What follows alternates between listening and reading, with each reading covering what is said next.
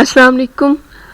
9th class आज हम लोग सॉल्व करने जा रहे हैं एक्सरसाइज 7.1। एक्सरसाइज 7.1 में हमने डिस्कस करना है इक्वेशंस को सॉल्व करना है। इक्वेशंस को सॉल्व करने से पहले अगर हम थोड़ा सा रिवाइज कर लें कि इक्वेशंस कहते किसको हैं, तो इक्वेशंस एक्चुअली जो है इक्वल से माखूज है। ठीक है, जैसे अगर हम दो एक्सप्रेशंस हैं हमारे पास, उनको हम इक्वल शो कर रहे हैं, तो वो दो एक्सप्रेशंस विद इक्वालिटी साइन वो क्या कहलाते हैं? इक्वेशन। ठीक है, जैसे आपके सामने x + 6 एक एक्सप्रेशन है और एक कांस्टेंट नंबर है 7। ठीक है, तो इन दोनों को आपने इक्वल शो किया है, तो इट मीन्स कि ये क्या बन रही है? एक इक्वेशन बन रही है। और इक्वेशन को सॉल्व करने का मतलब है कि आप इसमें से जो वेरिएबल्स हैं उनकी वैल्यू मालूम करेंगे। जैसे यहाँ पे x + 6 = 7 दिया हुआ था, तो आपने क्या किया कि जो +6 था आप उसको दूसरी साइड पे ले जाने के लिए क्या करते हैं कि दोनों साइड से -6 कर लेते हैं। अब दोनों साइड से -6 क्यों किए? क्योंकि अगर आप सिर्फ एक साइड पे -6 रखेंगे ना, तो इससे इक्वेशन पे फ़र्क पड़ जाएगा। लेकिन अगर आप दोनों साइड पे -6 रखेंगे तो ये दोनों कैंसिल हो जाएंगे और इससे इक्वालिटी पे कोई भी फ़र्क नहीं आएगा। सो यहाँ से अगर आप देखें तो +6 एंड -6 कैंसिल हो जाएगा और इस साइड पे 7 - 6 का आंसर क्या आ जाएगा? 1। सो x = 1 इसका सोल्यूशन है।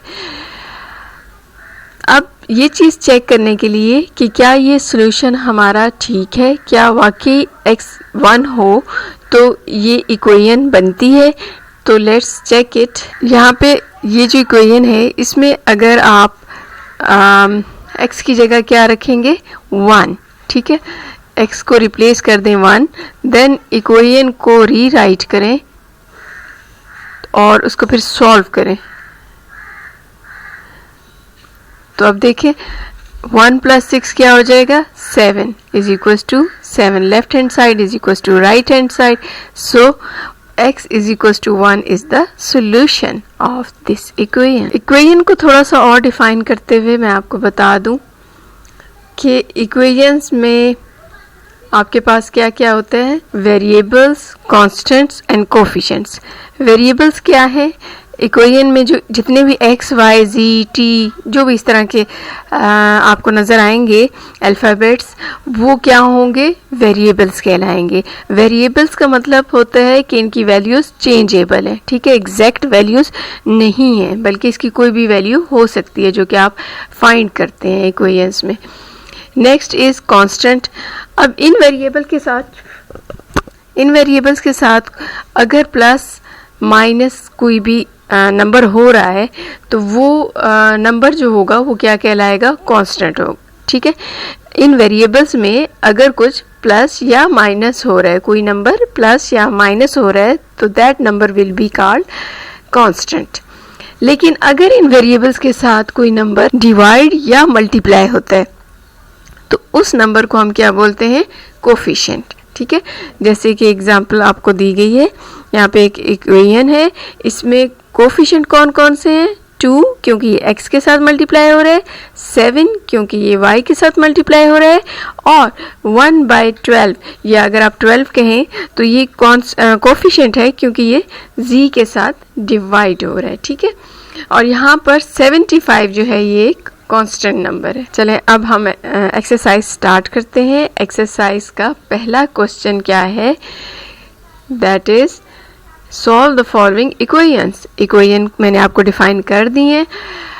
इनको सॉल्व कैसे किया जाता है? मैंने अभी बताया था कि इक्वेशंस में वेरिएबल्स होते हैं और वेरिएबल्स की वैल्यूज़ चेंजेबल होती हैं, मींस डिफरेंट वैल्यूज़ आप ऑब्टेन कर सकते हो। तो वो वैल्यूज़ कैसे आती हैं?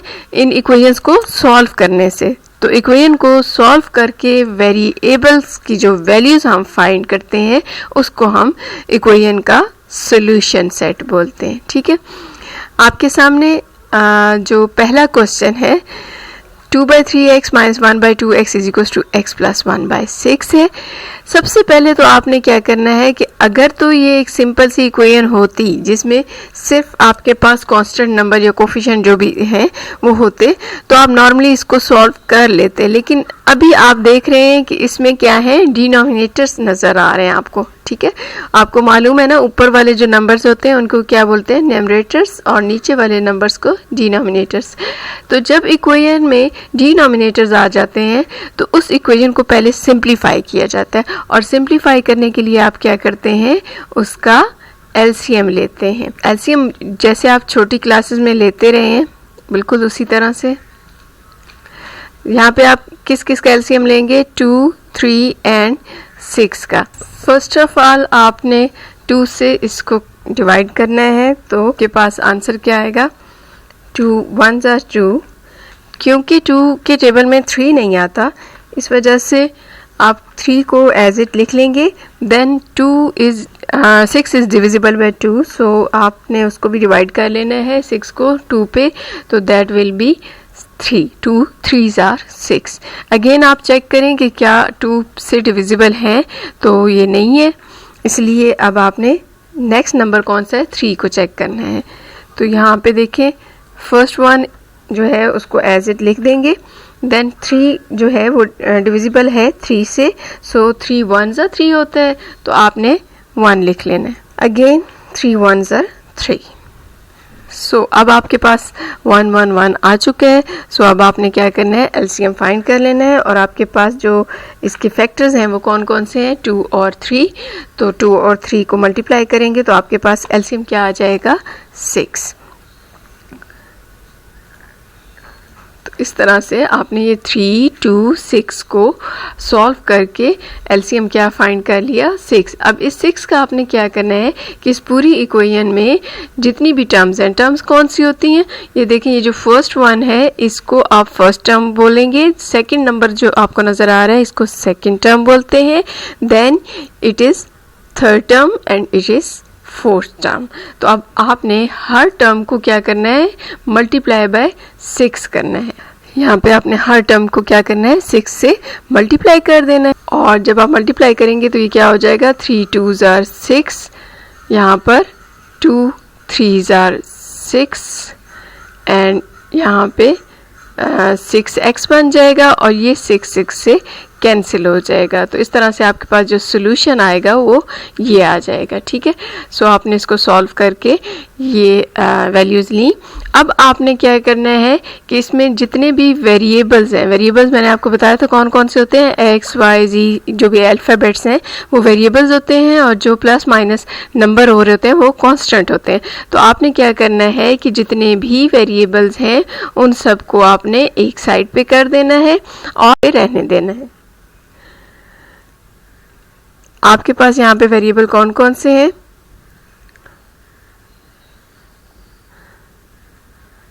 4x माइनस 3x, और उस साइड पे आपके पास है प्लस 6x, जो कि इस साइड पे आप लेके आएंगे तो क्या हो जाएगा, माइनस 6x, ठीक है ना। दूसरी साइड पे जब आप लेके जाते हैं तो उसका साइन चेंज हो जाता है। सो अगर हम राइट हैंड साइड को चेक करें तो वहाँ पे सिर्फ 1 बच जाएगा, ठीक है। तो इस तरह से अब आपने लेफ्ट हैंड साइड में 4 माइनस 3 माइनस 6x को सॉल्व कर लेना है। तो इसका आंसर क्या आ जाएगा, 5x minus 5x minus 5x is equal to 1। And then अब आपने इस साइड पर सिर्फ और सिर्फ जो है वेरिएबल रहना चाहिए, आपकी लेफ्ट हैंड साइड पे सिर्फ वेरिएबल होना चाहिए। तो वेरिएबल के साथ कौन कोफिशिएंट भी आपको नज़र आ रहा है ना, तो ये कोफिशिएंट जो है यहाँ पे नहीं होना चाहिए, इसको हम राइट हैंड साइड पे ले आएंगे, और राइट हैंड साइड पे आकर क्या हो जाएगा कि यहाँ पे ये क्या हो रहा है, मल्टीप्लाई हो रहा है x के साथ। बिल्कुल जब x के साथ कोई वैल्यू लिखी होती है तो इट मीन्स कि वो मल्टीप्लाई हो रहा है, क्योंकि इन दोनों के दरमियान में प्लस या माइनस कोई साइन नहीं है, तो ये क्या हो रहे हैं, मल्टीप्लाई हो रहे हैं। तो जब लेफ्ट हैंड साइड पे कोई चीज़ मल्टीप्लाई हो रही होती है तो राइट साइड पे आके वो क्या हो जाती है, डिवाइड हो जाती है, ठीक है। इसी तरह से अगर लेफ्ट पे डिवाइड हो रही है तो राइट पे जाके मल्टीप्लाई हो जाएगी। लेकिन अभी हम लोग इसको राइट पे लेके जाएंगे और क्या करेंगे, डिवाइड कर देंगे। यहाँ पे ये देखिए, ये -5 को हम इस साइड पे लेकर आए तो ये -1/5 हो गया और यहाँ पे सिर्फ x रह जाएगा। तो इस तरह से हमारा जो सोल्यूशन सेट है वो क्या है, -1/5। तो बच्चों अब आपने ये पेपर जब पेपर में ये क्वेश्चन सॉल्व करना है तो आपने एक दफ़ा ज़रूर चेक कर लेना है कि क्या आपका आंसर बिल्कुल ठीक है या कोई मिस्टेक है। इस तरह से आपको वहीं पे ही मालूम हो जाएगा कि इस क्वेश्चन के मार्क्स आपके कटेंगे या नहीं।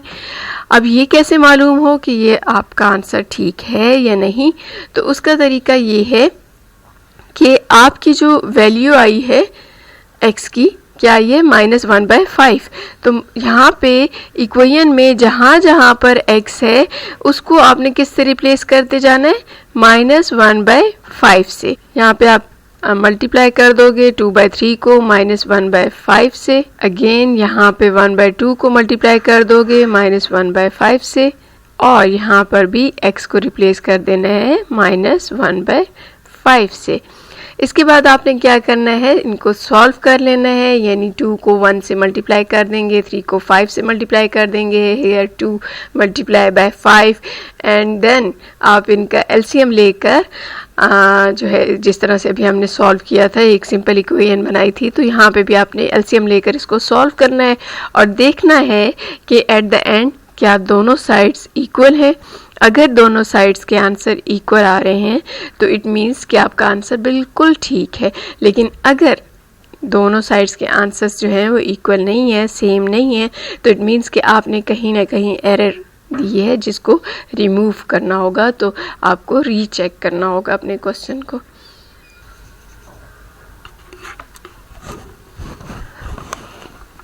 इस क्वेश्चन में अगेन डिनोमिनेटर्स में आप देखें 3 और 2 है, तो उसका हमने क्या करना है, एलसीएम ले लेना है। सेम प्रोसेस से हमने उसका एलसीएम लेना है। देन एलसीएम आपके पास क्या आ जाएगा, फैक्टर्स को मल्टीप्लाई करने से 2, 3 को मल्टीप्लाई करने से क्या आएगा, 6। यहाँ पे ये देखिए आपके पास फैक्टर्स कौन कौन से हैं, 2 और 3। तो 2 और 3 को आप मल्टीप्लाई करोगे तो आपके पास आंसर अगेन आ जाएगा 6। सो आपने 6 को मल्टीप्लाई कर लेना है हर टर्म के साथ। यहाँ पे 3 टर्म्स आपको नज़र आ रही हैं, इन तीनों टर्म्स के साथ आपने क्या करना है, 6 को मल्टीप्लाई करते जाना है।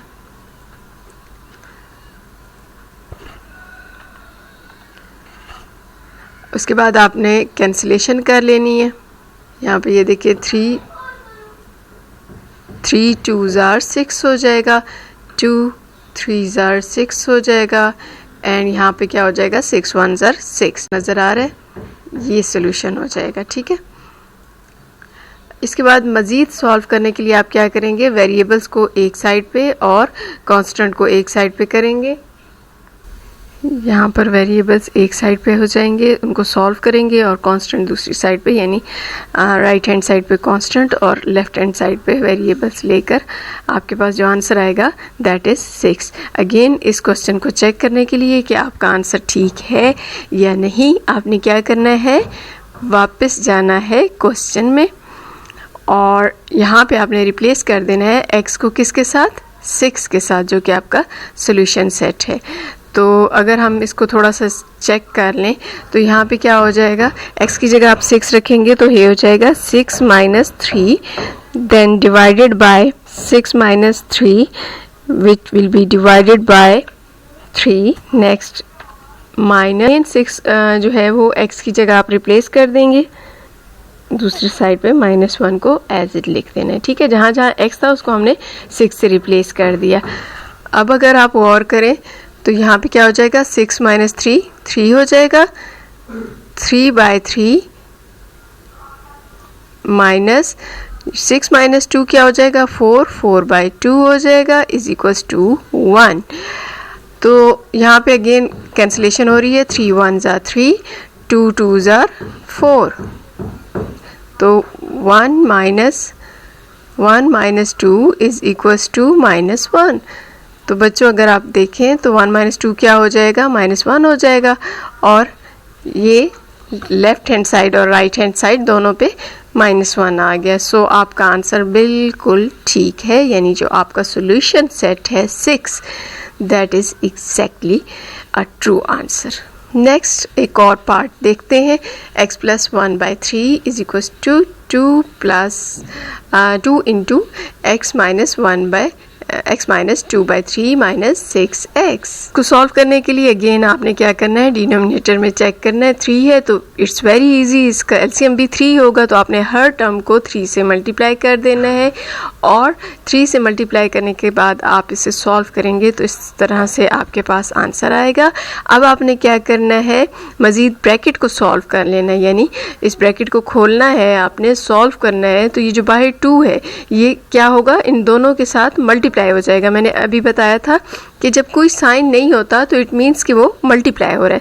सो आपने 2 को 3 इसके साथ मल्टीप्लाई किया, 2 3 ज़ा 6x हो जाएगा, अगेन 2 2 ज़ा 4 हो जाएगा, माइनस 2 2 ज़ा 4 हो गया, माइनस 18x। सो अब आपके लिए सॉल्व करना बहुत आसान हो गया। अब आपके पास जो वेरिएबल वाली टर्म्स हैं वो ये है, 6x है एंड 3x है। इन सब को आप लेकर आएंगे लेफ्ट हैंड साइड पर और राइट हैंड साइड पे आप कर लें सारे कॉन्स्टेंट्स को इकट्ठा, ठीक है। लेकिन जहन में रखना है कि जब भी पोजीशन चेंज होगी, यानी कोई राइट से लेफ़्ट या लेफ़्ट से राइट की तरफ आएगा तो क्या होगा, उनका साइन चेंज हो जाएगा। अब आपने इसको सॉल्व कर लेना है। सॉल्व करने से जो वेरिएबल होंगे वो कितने हो जाएंगे, 15x हो जाएंगे और कांस्टेंट का आंसर क्या आ जाएगा, -5। सो अब आपने क्या करना है कि जो 15x है, 15 आपको नहीं चाहिए, आपको सिर्फ और सिर्फ x चाहिए। तो 15 को हटाने के लिए क्या करेंगे आप, 15 को एकदम से ख़त्म तो नहीं करना ना, रखना तो है, सॉल्व तो करना है। तो आपने क्या करना है, इसको दूसरी साइड पे ले जाना है ताकि वहाँ जाके इसे सॉल्व कर सकें, क्योंकि ये जगह सिर्फ और सिर्फ वेरिएबल्स की है। सो आप इसे कोफिशिएंट का बताया था जो मल्टीप्लाई होते हैं वेरिएबल के साथ, कोफिशिएंट को भी दूसरी साइड पे यानी कांस्टेंट वाली साइड पे लेके जाएंगे, क्योंकि यहाँ पे ये मल्टीप्लाई हो रहा है तो दूसरी साइड पे जाकर क्या हो जाएगा, डिवाइड हो जाएगा। सो आपने 15 को 5 पे डिवाइड कर देना है और फिर कैंसिलेशन करें, यानी 5 1 ज़ार 5, 5 3 ज़ार 15। तो आपका सोल्यूशन सेट क्या आ जाएगा, -1/3। अगेन मैं रिकमेंड करूँगी कि आप अपना आंसर चेक कर लें और उसका क्या मेथड मैंने बताया है कि आपका जो आंसर आया है -1/3, जहाँ जहाँ क्वेश्चन में x होगा वहाँ पे आपने -1/3 लिखना है और उसे अगेन सॉल्व करना है और चेक करना है कि लेफ्ट हैंड साइड और राइट हैंड साइड का आंसर क्या सेम है। If same then your answer is true. एक और क्वेश्चन देखिए, इसमें आपको एक थोड़ा सा लिमिट दी हुई है कि आपने क्वेश्चन ये सॉल्व करना है, लेकिन आपको बता दिया गया है कि जो x आपका आंसर आएगा x का वो 2 नहीं होना चाहिए। अगर आपका आंसर 2 आ जाता है तो इट मीन्स कि वो अनडिफाइंड है, ठीक है। तो अब आप सॉल्व करें इसको जैसे मैंने आपको बताया। अच्छा, यहाँ पे एक और चीज़, यहाँ पे कंफ्यूज होने की ज़रूरत नहीं है कि अब आप एलसीएम कैसे लेंगी। एलसीएम लेने के लिए आप क्या करते हैं, डिनोमिनेटर्स का एलसीएम लेकर उसे मल्टीप्लाई करते हैं। तो यहाँ पे आपके पास डिनोमिनेटर्स में क्या है, जो भी आपके पास फिगर है, जो भी वैल्यू दी हुई है, उसको आपने क्या करना है, हर टर्म के साथ, यानी 3 टर्म्स हैं आपके पास, इन तीनों टर्म्स के साथ आपने मल्टीप्लाई कर लेना है। मल्टीप्लाई करने के बाद आप इनकी कैंसिलेशन करेंगे। यहाँ पे देखें 3x - 6 कैंसिल हो जाएगा 3x - 6 के साथ। सेकंड वाली जो टर्म है इसमें देखें तो ये एज इट रहेगा, यानी कि इससे मल्टीप्लाई हो जाएगा। थर्ड टर्म में देखें तो x - 2 और x - 2 कैंसिल हो जाएंगे और 3x - 6 बच जाएगा, ठीक है। तो इसके बाद आपने क्या करना है कि x - 2 को x के साथ मल्टीप्लाई कर देना है। देन सेकंड में जो आपके पास 2 है उसको आपने इन दोनों ब्रैकेट्स के साथ, यानी आपने इन दोनों ब्रैकेट को पहले मल्टीप्लाई कर लेना है, फिर उसको 2 के साथ मल्टीप्लाई कर लेना है। और थर्ड में क्या है, 2x को आपने 3x - 6 के साथ मल्टीप्लाई कर लेना है। आपके पास ये बच जाएगा। अब आपने इनको मल्टीप्लाई कर लेना है। यहाँ पे फर्स्ट में क्या हो जाएगा, x को आप x - 2 से मल्टीप्लाई करेंगे तो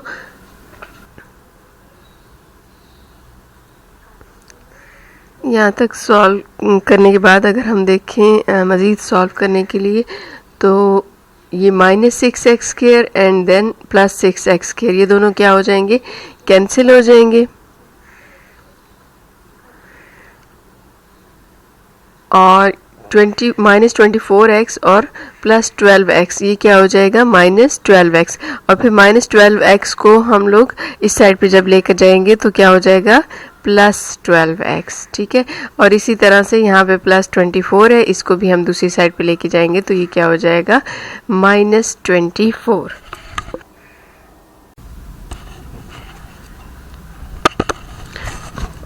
नेक्स्ट क्वेश्चन देख लें। इसमें भी सेम उसी तरह से आपने डिनोमिनेटर्स वाले जो थे, यहाँ पे डिनोमिनेटर में x-1, 3, 6 और x-1 थे, तो आपने यहाँ सबसे पहले 3 और 6 का ले लेना है एलसीएम, जो कि आ जाएगा 6। उसके बाद x-1 और 6 को आपने हर टर्म के साथ मल्टीप्लाई करते जाना है। यहाँ पे आपने x-1 और 6 से जब मल्टीप्लाई किया तो x-1 और x-1 कैंसिल हो जाएंगे, सिर्फ 6 बच जाएगा। सो आपने 6 और 2x को मल्टीप्लाई कर लेना है, तो आपके पास क्या आ जाएगा, 12x। नेक्स्ट टर्म में आपके पास है डिनोमिनेटर में 3, सो आपने 6 के साथ जब उसको कैंसिल करना है तो 3 2 जा 6 होता है, तो आपके पास क्या बच जाएगा, 2 बच जाएगा, और दूसरा डिनोमिनेटर में जो x-1 था वो बच जाएगा। ठीक है, तो आपने 1 के साथ उसको मल्टीप्लाई किया तो 2x-1 आपके पास आ जाएगा। नेक्स्ट टर्म में देखें, डिनोमिनेटर में 6 है, सो आपका जो एलसीएम आ रहा है 6x-1, तो उसमें से 6 कैंसिल हो जाएगा और x-1 आपका 5 के साथ मल्टीप्लाई हो जाएगा। सो आपने उसको मल्टीप्लाई कर लिया। नेक्स्ट टर्म में देखें, 6x-1 से जब आप इसको मल्टीप्लाई करोगे तो x-1 कैंसिल हो जाएगा और 6 जो है वो बच जाएगा। सो आपने 6 और 2 को मल्टीप्लाई कर लिया तो वो क्या आ जाएगा, 12। सो इस तरह से आपने इन सबको सॉल्व कर लेना है। वेरिएबल्स यानी x की वैल्यूज़ एक साइड पे, कॉन्स्टेंट्स की वैल्यूज़ एक साइड पे कर लेनी है, सबको प्लस माइनस किया और इस तरह से आपके पास आंसर आ जाएगा 9x = 9। क्योंकि आपको यहाँ पे सिर्फ x चाहिए, सो आप 9 को उस साइड पे लेके जाएं, तो यहाँ पे 9 क्या हो रहा है, मल्टीप्लाई।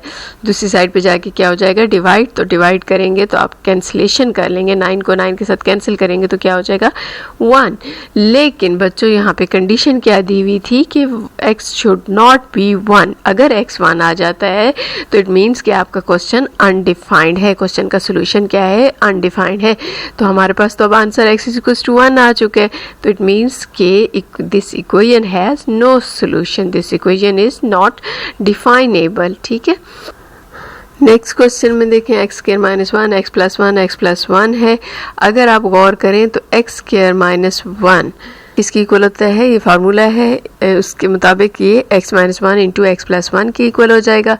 सो जब आप इसको मल्टीप्लाई करोगे हर टर्म के साथ, तो जब फर्स्ट टर्म यहाँ पे आप मल्टीप्लाई करोगे ना x² - 1 को, तो ये x² - 1 x² - 1 से कैंसिल हो जाएगा और आपके पास सिर्फ और सिर्फ 2 बच जाएगा। ठीक है, नेक्स्ट टर्म में अगर आप देखें तो x + 1 है डिनोमिनेटर में, तो x² - 1 से जब आप मल्टीप्लाई करोगे तो उसमें जो x + 1 होगा वो कैंसिल होगा इस x + 1 से और आपके पास क्या बच जाएगा, x - 1। सो x - 1 को आप इससे मल्टीप्लाई कर लोगे और यहाँ पे आ जाएगा x - 1। नेक्स्ट में आप देखें थर्ड टर्म में अगेन सेम प्रोसेस, आप इसको x² - 1 से मल्टीप्लाई करोगे तो उसमें जो x + 1 है वो x + 1 से कैंसिल हो जाएगा और आपके पास क्या बच जाएगा, x - 1। ठीक है, अब आपने वही प्रोसेस करना है, यानी x को एक साइड पे, कांस्टेंट को एक साइड पे और फिर x की वैल्यू ले लेनी है और इसको मज़ीद चेक भी कर लेना है कि आपका आंसर ठीक है या नहीं। तो वो मैं बता चुकी हूँ कि x की जगह आप 2 रख लेंगे और दोबारा इसी इक्वेशन को सॉल्व करेंगे। दोनों साइड्स अगर इक्वल आ जाती हैं तो इट मीन्स कि आपका आंसर बिल्कुल ठीक है। आई होप कि आज की एक्सरसाइज आपको समझ आई होगी। अपना ख्याल रखिएगा। अल्लाह हाफिज़।